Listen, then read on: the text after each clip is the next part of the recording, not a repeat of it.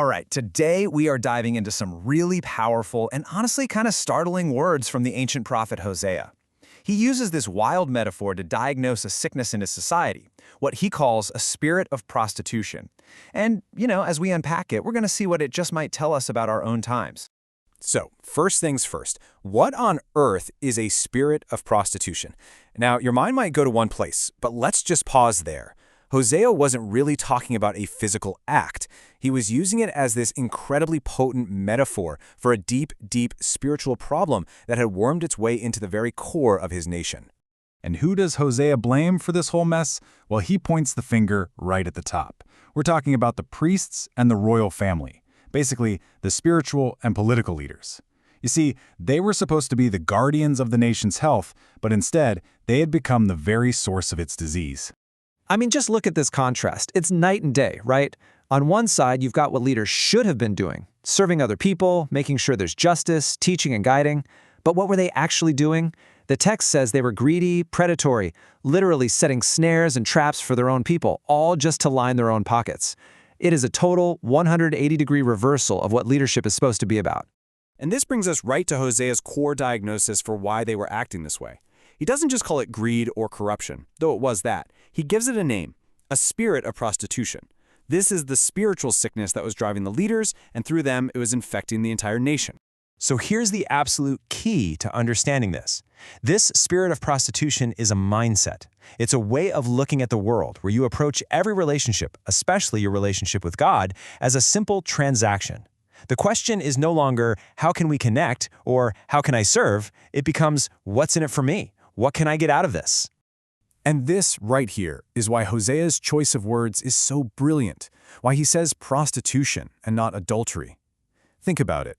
Adultery, as awful as it is about betraying a relationship that existed, something that at one point had some kind of love or bond. But prostitution? There's zero love involved. It's purely a transaction. One person wants money, the other wants pleasure. Neither person actually wants the other person. It's just about using them for personal gain. Okay, so if that's the diagnosis, what are the symptoms? A spiritual sickness like this isn't invisible. It shows up in some really clear and frankly destructive ways, both in people and in the culture as a whole. So let's break down what that looks like. The first symptom, the one that everything else is built on, it's a deep, profound self-centeredness. It's that attitude that basically screams, I am my own God, get out of my way.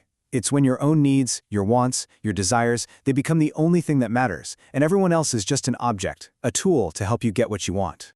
And of course, when you're that self-centered, it leads right into the next symptom. Everything becomes transactional. Your religion becomes a negotiation with God where you're basically asking, so what have you done for me lately?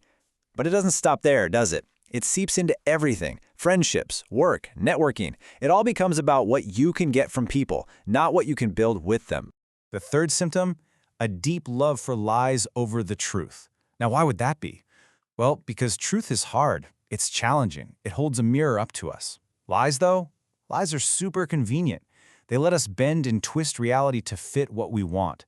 So when the actual truth gets in the way of our desires, we just invent our own. And all of this, it all comes together in the final symptom, arrogance.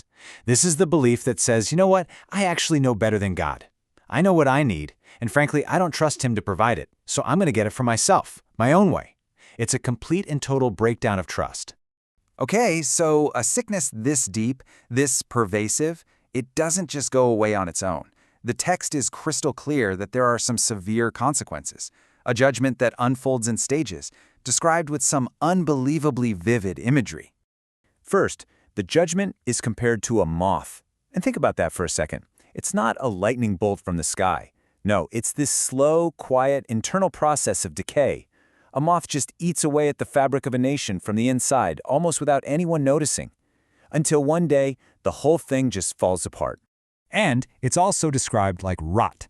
This just builds on that image of internal decay. Rot doesn't happen overnight.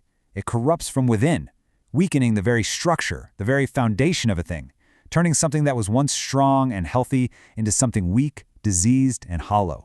But that quiet, hidden decay is not the end of the story. It all culminates in this absolutely terrifying image. God says, I will be like a lion, like a great lion. Whoa, this is no longer slow or hidden. This is overt. This is powerful. This is a devouring force. It is the unavoidable external consequence of all that internal rot.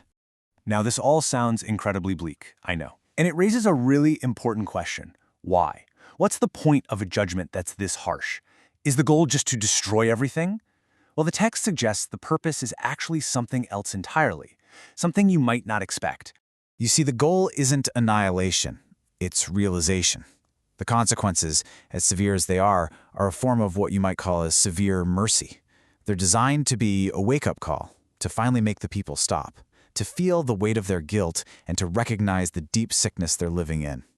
And this is the intended result of it all. The pain, the misery of the consequences, it's all meant to drive people back to a place where they genuinely want a relationship again. Not for what they can get, not as a transaction, but for connection itself. It's about bringing them full circle, back from using God to knowing God. And we're going to end with this incredibly powerful thought from the scholar Dr. John Oswalt. He puts it this way: God's intended last word is never destruction. That may be the last word, but that's up to you. And that just leaves us with this profound question, doesn't it? Not just for some ancient society, but for you and for me. If the whole point of even the harshest warnings is to wake us up, what will it take for us to listen before the rot really sets in?